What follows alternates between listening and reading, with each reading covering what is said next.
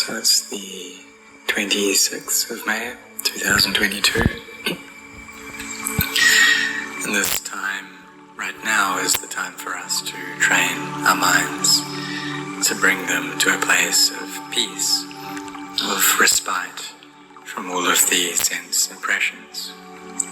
So when we sit in meditation, and we can put our right leg over the left, our right hand on our left palm, or if we feel more comfortable the other way around with the left over the right, then that's okay as well. And then we set our bodies upright, not leaning to the front, to the back, not leaning to the left or to the right. Have an upright posture and close the eyes, just in a way that's just right, that's comfortable. And then we establish our mindfulness, initially with metta, with loving kindness, wishing that all beings be happy. And then we recollect the goodness of the Buddha, the Dhamma, the Sangha as well. And we take this to be the focal point of our hearts. And through this, the mind can gain joy. And we offer this practice as homage to the Buddha, the Dhamma, the Sangha, this triple gem which is the highest refuge for us. And we can come to place our awareness on the in and out breath. We can also use the meditation word with that. So on the in-breath, recite Bud, and on the out-breath, Do. So Bud, Do. The in-breath Bud, the out-breath Do. And try to maintain our mindfulness through this. Because it's the nature of our minds that they're always thinking, always giving rise to these narratives and proliferation. And that's happened right from the time that we were born. And so we can ask ourselves, well, have we experienced peace since our birth? And has that peace happened just by itself? Has it just arisen of its own accord? Because we have this feeling of me and mine, that I am listening, or I am seeing, I am smelling, I am tasting, I am touching. All of the thoughts that come up, we take those as being me. And the awareness of those thoughts, we take that as being me as well. So there's always this sense of self there. But we've never experienced peace through that. The mind has never come to a state of peace all by itself. That we become aware of these sensory experiences, and then there's proliferation that happens. The mind gets into liking and disliking towards them, and that's happened for as long as we can remember in this life. Things have gone in this way. Our mindfulness isn't well established. Our clear awareness is incomplete, and so samadhi is just absent, and there's delusion there instead. It's me and mine.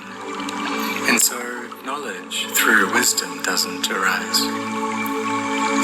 So therefore we need to come to train these minds, just like how we train different animals.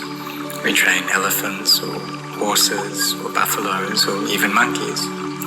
We can train monkeys to collect coconuts for us or to perform in shows. Horses and elephants, people can put those to work. Buffaloes, we can use them to work in rice paddies. So we don't have to use oil. What we use is this kind of natural energy instead. We see in this present day, in this world, that we're lacking in this resource of energy. And the world is developed. We get many things very easily, it's very convenient, but that it becomes a cause for suffering as well if this energy is lacking or if it becomes expensive. So therefore we need to train these minds. And it's normal for us that the mind in its present state, there can often be a lot of thoughts, this narrative going on, and it's very unsettled. And for many practitioners, as soon as they close their eyes in order to train their minds that this is what it's like, that the mind feels really hot. It's like it's on fire. And it's like there's this burning in the mind constantly. It's been happening for a long time now. The mind isn't peaceful, it just feels agitated and hot. And we can't even sit in meditation for 5 minutes because there's so much of this chaos going on inside the mind. But if we put in our efforts, however, if we try to train these minds, then they will come to a state of peace. So these thoughts, this proliferation that goes on in the mind, we try to put that down. If thoughts about the past come up, about different things that we've experienced, different sights and sounds and tastes, tactile sensations that we have experienced, then we try to put that down. And all thoughts about the future as well, about what will happen tomorrow, or the next day, or next week, next month, next year. And we can think about that, but are we aware that those things are not sure? Those things are unreliable. We'll think that we'll get such and such, we'll get certain sights, we'll get certain sounds and odors and tastes and tactile sensations. We'll get the things that we like, and tomorrow it'll be like this. But that's not sure. These lives of ours are not sure. And there are many people whose breath will run out before that they'll die before that. And so thinking about these things is pointless. So the Buddha taught that we shouldn't think, speculate, or think about the past, think about the future. Because that just brings up chaos into the mind. So he said that one should not revive the past nor speculate on what's to come. The past is left behind, the future is unrealized. But rather to have mindfulness here in the present, seeing the arising and ceasing of every state that comes up. And there is where one clearly sees, unmoved, unagitated, and this insight is one's strength. So we should try to maintain that state, this present awareness, having effort, setting our hearts on this, really trying to do this, trying to train our minds so that they become better. Because if we don't do that, then the mind will just always be this way. And when it receives any sensory experience, then it'll fall into liking or disliking towards that. Maybe proliferation that comes up, giving rise to me and mine, me and you, and the mind attaches. But we should see that this body, and having been born into this world, this body, it gets old. As it grows older and older, then it gets unwell. And as it gets more and more unwell, then eventually it passes away. And if we don't train our minds, then we go through that without receiving any benefit from it. But for us, we have this conditioned body. So we should use that instead to train, to practice, so that value arises for our hearts. We take these khandhas, these aggregates, and we use them to develop goodness, to abandon any harmful deeds. So we train our minds in this way, so that they can become well settled. And this brings a lot of benefit to us. This is something that's very skillful. So do we see that for some people, it's very easy for them to be generous. But when it comes to keeping precepts, that something is hard. But as they persist with that, then those precepts become easier to keep, and they can keep those 5 precepts. And next they come to meditate, but that too initially is difficult. And it's hard because they don't see the benefit of it. They don't yet see the harm, the drawbacks in a mind which is still so agitated and unsettled. And they think that actually that mind, that kind of life is comfortable, it's easy. But then an awakened teacher comes along and they give some wisdom to them. They ask them, is that actual comfort? Is it really easy there? These bodies that they're in, they think that they're comfortable because they're not yet old, because they're not yet sick. But when they do become sick, when they get a fever or a headache, or the body starts to decay, they start to see that. Having skin, then there are diseases of the skin. And having a heart, there are diseases of the heart. Having bones, there are diseases of the bones. Whatever organs, whatever parts we have, there are diseases that come up there. Because all of the parts of these bodies are birthplaces for illnesses. This body is a nest of illnesses. And we see how different animals, like bees, they have their hives, and ants have their nests, birds have their nests. And it's true as well for this body, that there are 32 parts to this body, and each of those parts is like a nest for illnesses. Each of the organs is a place for sicknesses to arise. But we have a fondness for these bodies, and we attach to them. And so when sickness arises within them, then suffering comes up in our minds. So therefore we need to train these hearts of ours so that they gain knowledge before this happens, so that they have wisdom. Like how in this present day there's this COVID virus that's spreading about, and people use vaccines to protect themselves from it. And if they have that vaccine, if they've taken those shots, then even if they if they contract this virus, then the symptoms that they receive will be, in the most part, reduced.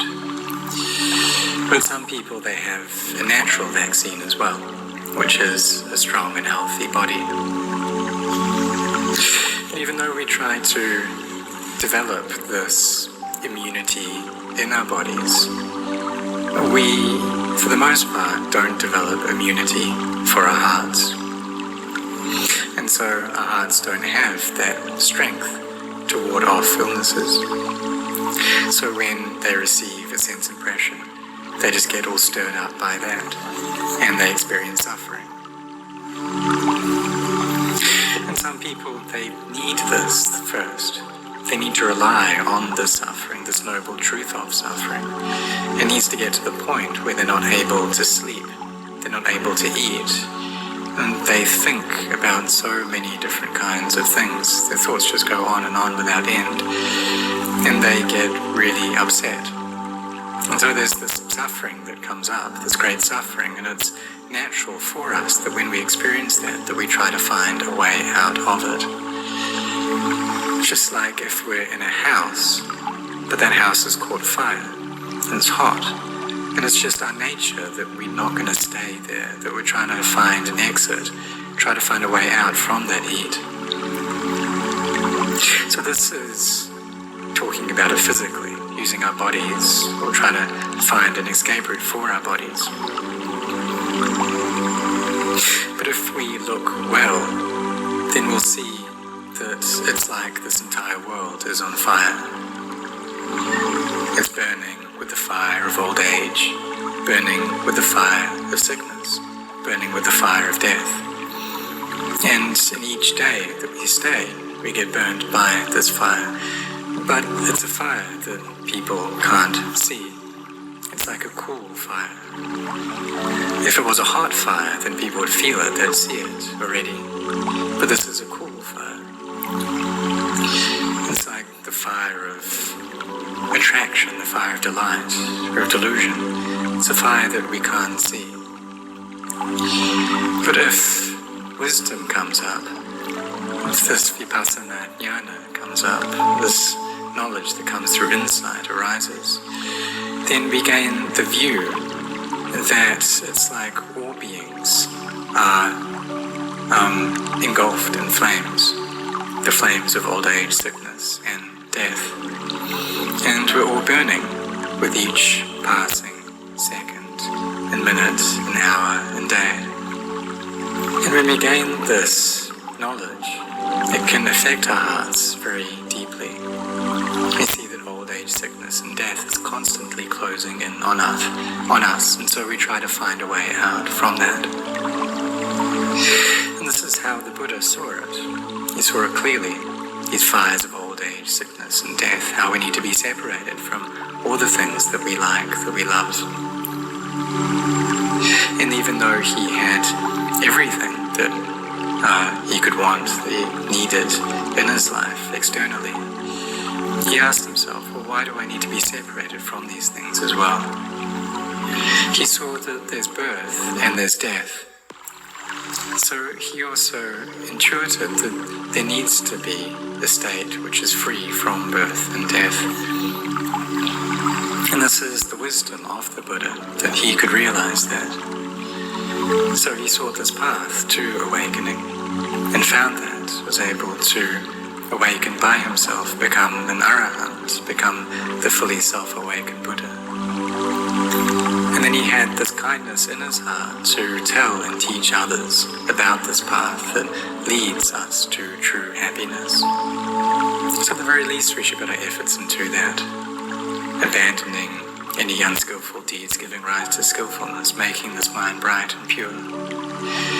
And we do that in line with the energy that we have. We try to keep the 5 precepts. If we're living a family life, a household life, it's possible to do this, and it's possible to practice this path to the stage of stream entry. And that requires is really changing our views, this views of self to not self, and seeing physicality, mentality as being not self. We also understand that it's natural for us to receive things in this world, following our merits, following the skillful deeds that we've done, and that we receive gain and praise and status and pleasure. But when we receive that, we should reflect upon it as well, that this is nature, and that these things are also sankharas. They have this nature to arise and cease, arise and cease. That these loka dhammas, these 8 worldly winds, they come in pairs. That there's gain, but there's also loss. That there is praise, but there's criticism. And that there is status, and there's that loss of status. There's pleasure, and there's pain. And if people have barami, then they'll receive the kind of pleasant side of those loka dhammas. But we should have wisdom around well. We should contemplate and see how we're actually receiving these things through the barami of the Buddha, the Dhamma, the Sangha. And if we contemplate on a deeper level, we'll see that they're not self. They're not me, they're not mine. If we contemplate deeper, we'll see that the self is just not there. You see these things as anatta, as not self. And this is Dhamma. This is Lokuttara Dhamma. And this transcendent Dhamma. He contemplates the body as being 4 elements. Contemplate these 5 khandhas, and how there's no true me or mine there. So we should have effort and try to set our hearts on this practice, training our minds in this way. This is something that's important. It gives great benefit to us. It's maha kusala. It's a great form of skillfulness. And it's not something that we need to it's not necessary to invest a huge amount in. You can compare it to like having parents who, for them, they were born into quite a difficult situation, but through their efforts, through their forbearance, they were able to raise their status in society until they could create a business for themselves, and their business becomes quite successful. And then for the children who come afterwards, all they have to do is just follow their parents. They just take care of that business, following what their mother and father advise, and following in their footsteps, and they're able to get by.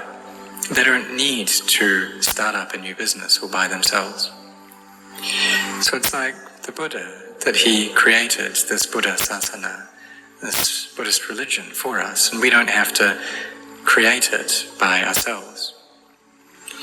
This Noble Eightfold Path that no one knew about before, and the Buddha, through the Barami that he had created for such a long time, he was able to gain knowledge into that. And then he told us about it. He said, walk this way. Be generous, be virtuous. Keep the 5 precepts, and some days keep the 8 precepts. And for those who have developed Barami in the past, then maybe they're able to ordain. This may be a temporary ordination for 1 month or 3 months. Or perhaps we keep the 8 precepts. Perhaps we ordain as novices. Perhaps we ordain as bhikkhus. And this gives us the opportunity to meditate, to practice. We get all the support from the laity, from the faith that we have, that they come to offer these requisites for us. So having ordained, we should sincerely practice. In bhavana, it's meditation, it's the work, the occupation of a monk. And the opportunity that we have now is the best opportunity that we can get. So we should try, develop mindfulness. And just like right now, sitting in meditation, this is the time for us to be developing mindfulness, to be making our samadhi well established, bringing up effort into this until our minds become still and peaceful, until knowledge arises. You gain this jnana, this knowledge. You gain panya, wisdom. Seeing sankharas as being something fearful. How we're going to have to be separated from them. How they have to break apart. It's like a house that's on fire. We're being burned with this fire of old age, sickness, and death. And this can go deep into our hearts, really affect us. We'll see that in these lives that we have, the things that we like, the things that we love, they're not actually ours. That everything in this world just belongs to the world, and we have to leave all of it behind in the world. So realizing that, what we should do is develop skillful deeds, is cultivate merit, and really set our hearts on this practice, give it our best. Some people are 60 years old or over, and they've retired already, so they have this opportunity to meditate, to really put this effort into their practice, to do this a lot, to develop it a lot. And even if we're engaged in some work, if we are preparing fruit or selling fruit, for example, or if we're working in a fruit orchard, collecting mangosteens or durians or whatever work that we're doing, then we should have mindfulness there. We'll see that this work is a form of sacrifice for us, and we do it with wisdom as well. That we're using our physical strength to create merit, to be generous. We can also have mindfulness and contemplate while we're doing that. And that some years there's a lot of fruit, and some years there's just a bit of fruit that is produced by that orchard. We also see how we need to take care of those trees that we water them, we give them fertilizer, we protect them from insects, and then they grow up and they bear fruit. And so the practice is the same. We take care of this practice.